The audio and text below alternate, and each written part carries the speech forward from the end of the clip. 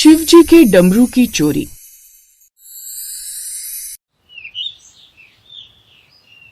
पहाड़ों के बीचों बीच बसा था एक गांव जिसका नाम था माधवपुर। गांव के बीचों बीच एक पुराना शिवालय था जिसके गर्भगृह में विराजमान थे भोलेनाथ। उसी मंदिर में रखा था शिव जी का प्रतीकात्मक डमरू जो कि सोने का बना था मगर आस्था से भरा हुआ था। एक सुबह पुजारी हरिप्रसाद ने जैसे ही मंदिर का कपाट खोला उसका चेहरा पीला पड़ गया। हे भोलेनाथ, ये क्या अनहोनी हो गई।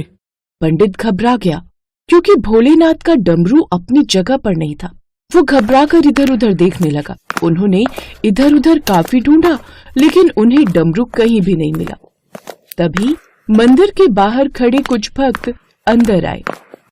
पंडित जी, आज आरती में देर क्यों हो रही है? आज तो बहुत बड़ा अनर्थ हो गया, शिव जी का डमरू चोरी हो गया। ये बात सुनते ही मंदिर में हड़कंप मच गया। क्या? डमरू चोरी? लेकिन ये कैसे हो सकता है? पंडित जी, हम भी आपकी मदद करते हैं, हम भी ढूंढते हैं। अब वो भी पंडित जी के साथ डमरू ढूंढने की कोशिश करते हैं लेकिन उन सबको वो भी कहीं नहीं मिलता। कुछ ही देर में ये बात सब जगह फैल गई। फिर गांव के चौधरी रघुवीर सिंह भी खबर सुनकर दौड़े चले आए। पंडित जी, ठीक से देख लिया, कहीं रख दिया हो। चौधरी साहब, मैं पिछले 20 साल से पूजा कर रहा हूँ, डमरू की जगह मुझे आंख बंद करके पता है। अब ये खबर आग की तरह फैल गई। गांव की गलियों में फुसफुसाहट शुरू हो गई। हाय रे सुमित्रा, तूने सुना? अपने गांव के मंदिर के डमरू की चोरी हो गई। हे प्रभु, अब क्या होगा? शिव जी नाराज हो गए तो? मैं कह देती हूँ, ये चोरी नहीं बल्कि अपशगुन है। अब ना जाने भोलेनाथ का क्या प्रकोप हमें झेलना पड़ेगा। उसी गांव में सरला, जो कि एक साधारण गृहिणी थी, वो अपने पति मोहन से बोली, सुनो जी, ये सब अच्छा संकेत नहीं है। कहते हैं ना, शिव जी की चीज का अपमान भारी पड़ता है। हाँ सरला, पर जिसने भी ये किया है वो बच नहीं पाएगा। लेकिन ये काम आखिर कर कौन सकता है? मुझे तो कुछ समझ नहीं आ रहा। उसी शाम गांव के बाहर एक अजनबी दिखाई दिया जिसके फटे कपड़े, थका चेहरा, आंखों में अजीब सी चमक थी। वो गांव के पहले घर पर रुका। वही घर था सरला और मोहन का। माई, थोड़ा पानी मिल जाएगा? सरला ने उसे ऊपर से नीचे तक देखा। तुम कौन हो? राहगीर हूँ, 2 दिन से भूखा हूँ। उसकी हालत को देख मोहन ने कहा, सरला, अंदर बुला लो, भूखे को मना करना पाप है। अंदर बैठकर आराम से भोजन कर लेंगे। फिर सरला ने उसे अंदर बिठाया और खाना खाने को दे दिया। लेकिन वो अजनबी खाते वक्त बार बार मंदिर की दिशा में देख रहा था। उसे बार बार देखते हुए देख सरला ने कहा, तुम बार बार शिवालय क्यों देख रहे हो? मुझे ऐसा लग रहा है जैसे शिव मुझे बुला रहे हैं। बड़ा अजीब आदमी नहीं है ये? हाँ, थोड़ा अजीब तो है, लेकिन छोड़ो ना, हमें इससे क्या लेना देना। तुम इन्हें भरपेट खाना दो बस। खाना खाकर वो अजनबी वहां से चला गया। उधर गांव के एक कोने में रहता था लालचंद, जो कि अपने नाम के अनुसार लालच से भरा हुआ था। वो अक्सर एक ही बात कहता था, इस गांव की गरीबी की वजह यही मंदिर है। लोग मेहनत नहीं, बस भगवान पर भरोसा करते हैं। लेकिन भगवान पर भरोसा करने से कुछ नहीं होता। मेरी तरह थोड़ी मेहनत भी करनी होती है, जैसे मैंने की है इस डमरू को चुराने में। अब ये डमरू बिकेगा तो खूब पैसा मिलेगा, तब देखना मैं शहर में दुकान खोलूंगा। अब तो लालचंद, तेरी किस्मत में चांद ही चांद लग जाएंगे। लेकिन अभी सभी गांव वाले इस डमरू की तलाश में है। अब मैं इसे अपने घर के आंगन के नीचे गड्ढे में छिपा देता हूँ। ऐसा कहकर अब वो उसे नीचे गड्ढे में छुपा देता है। इधर सब गांव वाले एक दूसरे पर इल्जाम लगाने में लगे हुए थे।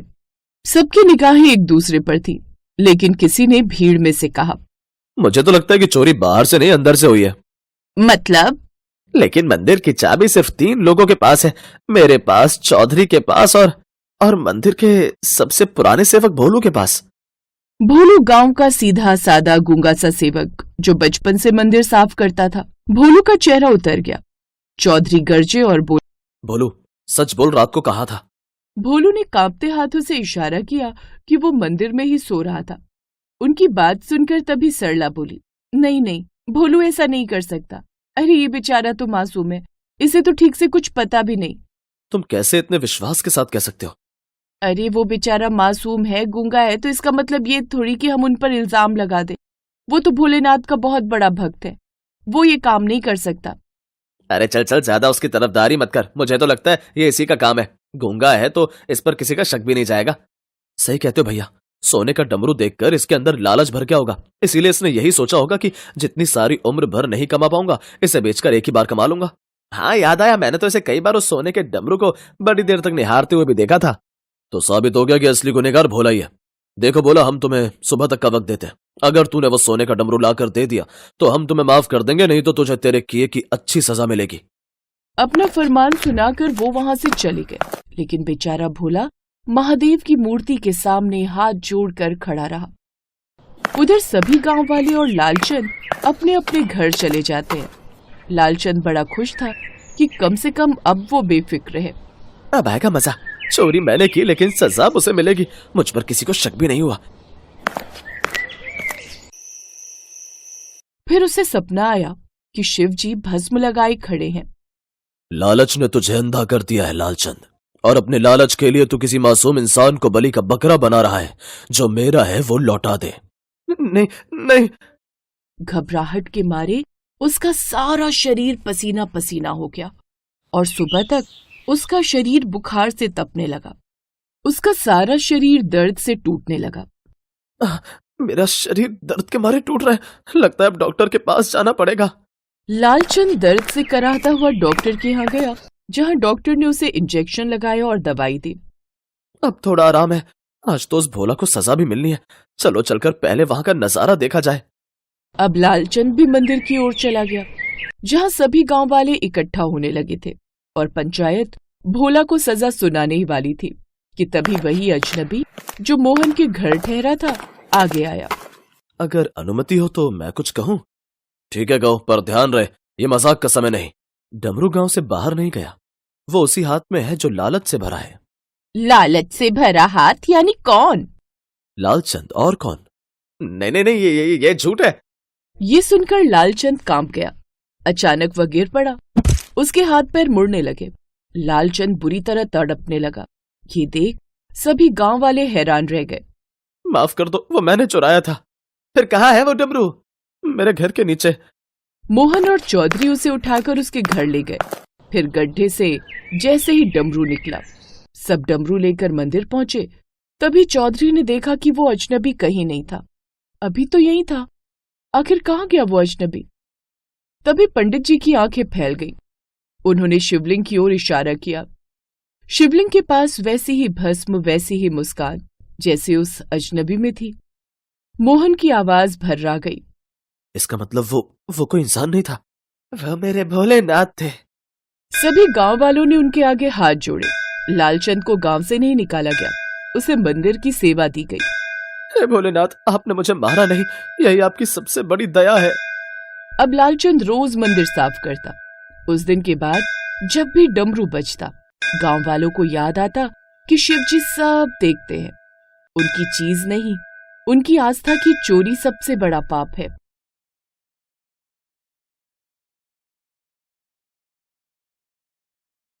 ऊंचे पहाड़ों पर एक छोटा सा गांव था, बेलापुर, जहां 100 लोगों की आबादी रहती थी। दरअसल वो सभी लोग एक दूसरे गांव से आए थे, जहां राजा का अत्याचार उन पर काफी बढ़ गया था।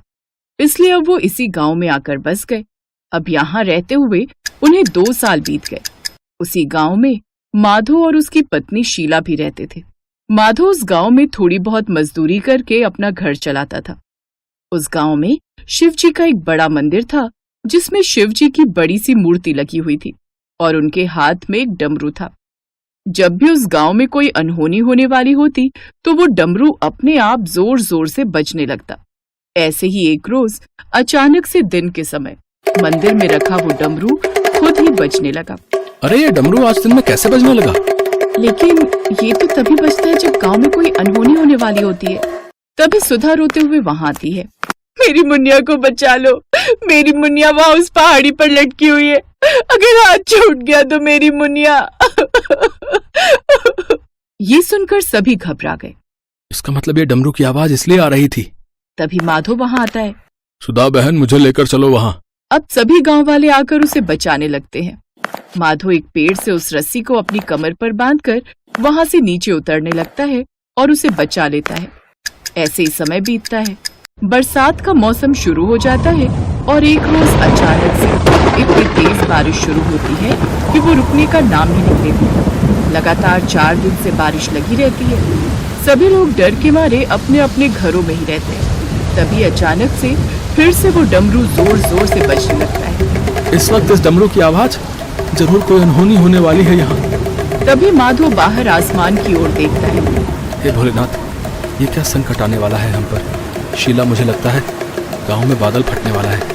हमें अभी के अभी यहाँ से निकलना होगा, नहीं तो हम सब मारे जाएंगे। मैं अभी सबको चलने के लिए बोल कर आता हूँ। हे शिव, ये क्या हो रहा है? माधो जल्दी से सबको बुला कर लाता है। लेकिन भैया, हम जाएंगे कहाँ? लगता है अब वापस से उसी गांव में जाने का समय आ गया दोस्तों, जहाँ से हम आए थे, उस अत्याचारी राजा के नगर। वहाँ अपनी खेती बाड़ी भी है, वहीं कुछ काम कर लेंगे। अब सभी लोग वहाँ से वापस अपने गांव रुद्रपुर आ जाते हैं। रुद्रपुर का राजा बड़ा ही क्रूर था। वो लोगों पर बड़ा अत्याचार करता था, गरीबों से उनके अनाज छीन लेता था और अपने भंडार भरता था। माधो, शीला और बाकी सब लोगों के साथ उस गांव लौट आता है। अब वो वहीं अपने कच्चे घर में रहने लगता है। माधो और शीला दोनों ही भोलेनाथ के बड़े भक्त थे।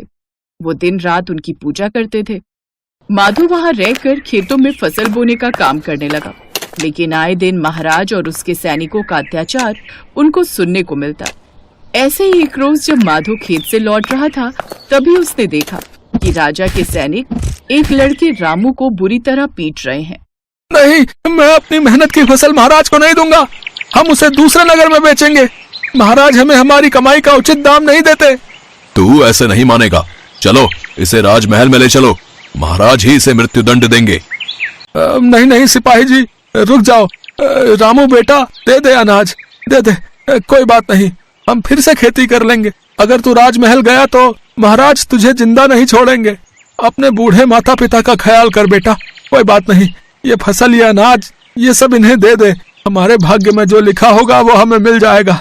भगवान से पर विश्वास रख बेटा। अपने बाप के आंसू तो देख, तेरे बिना तेरे माता पिता मर जाएंगे बेटा। अपने पिता की आंखों में आंसू देखकर रामू सिपाहियों को अपनी फसल दे देता है।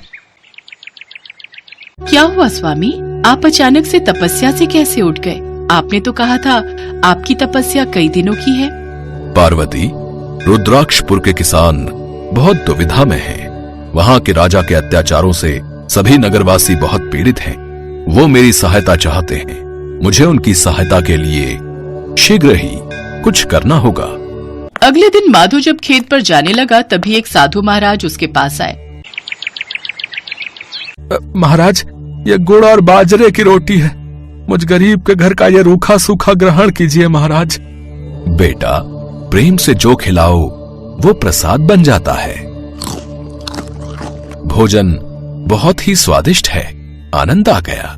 वैसे बेटा, मैं तुम्हारे पास किसी प्रयोजन से आया हूँ।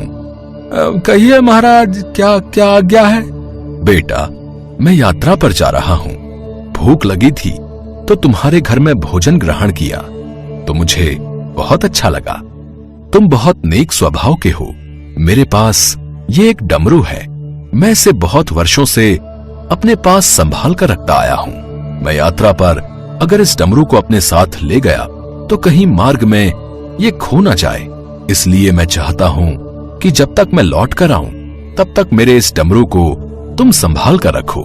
जब कभी मैं वापस आया तो तुमसे ये डमरू ले लूंगा। महाराज, आप निश्चिंत रहिए, मैं इस डमरू को बहुत संभाल कर रखूंगा। याद रखना माधो, ये डमरू केवल एक साधारण डमरू नहीं है। इसमें बहुत शक्ति है। समझ लो कि ये भगवान शिव का डमरू है। इसलिए इस डमरू की खास विशेषता है कि जब भी हम इस डमरू को बजाते हैं तो इसमें से अनाज की वर्षा होती है। इसलिए तुम्हें कभी भी अनाज की जरूरत हो तो इस डमरू को बजा देना। डमरू से अनाज की वर्षा होने लगेगी। अच्छा बेटा, अब मैं चलता हूँ। साधु बाबा के दिए डमरू को माधो ने अपने माथे से लगाया और भगवान शिव की मूर्ति के बराबर भी रख दिया।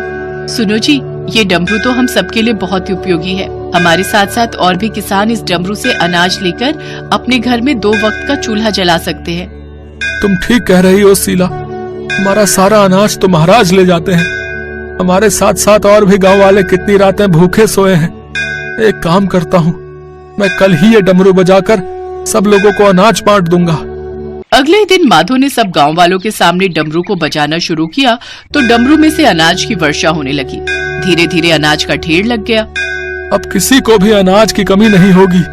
आप सब बोरी में भरकर जितना चाहे अनाज ले जाओ। शिव जी के डमरू से अनाज की वर्षा हो रही है। जय हो। माधव भैया, हमें तो यकीन ही नहीं हो रहा। हम गांव वालों को इतने दिनों बाद इतना सारा अनाज देखने को मिल रहा है। नहीं तो महाराज हमारे पास एक दाना भी अनाज का नहीं छोड़ते थे। जब ये बात राजा महेश प्रताप के कानों में पड़ी तो उसने डमरू को छीनने के लिए अपने सिपाहियों को माधो के घर भेजा। जैसे ही सिपाहियों ने डमरू छीनने की कोशिश की कि डमरू में से आग की ज्वालाएं निकलने लगी। सिपाही घबरा गए और जाकर राजा को सारी बात बताई। ये कैसी बेवकूफी वाली बातें कर रहे हो? ऐसा कभी नहीं हो सकता। लगता है मुझे खुद ही माधव के घर जाना पड़ेगा। लाओ माधव, ये डमरू मुझे दो। मैं इस डमरू को अपने महल में रखूंगा। नहीं महाराज, इस डमरू को हाथ में मत लीजिए, नहीं तो आप भस्म हो जाएंगे। इस डमरू में शिव जी का आशीर्वाद है। मुझे डराने की जरूरत नहीं है। मैं इस डमरू को लेकर ही रहूंगा। हाँ। राजा जैसे ही डमरू को हाथ में लेने लगता है, डमरू में से आग की लपटें निकलने लगती हैं। तुमने गरीब किसानों पर बहुत अत्याचार किए हैं। तुम्हें इसका दंड अवश्य मिलेगा। भगवान शिव के क्रोध से तुम नहीं बच सकते। आज मैं तुम्हें भस्म करके ही रहूंगा। नहीं नहीं नहीं नहीं भोलेनाथ, मुझे क्षमा कर दो, मुझे क्षमा कर दो। मैं वादा करता हूँ मैं प्रजा को कुछ नहीं कहूंगा। मैं उन सब से माफी मांगता हूँ। मुझे क्षमा कर दो प्रभु, मुझे क्षमा कर दो।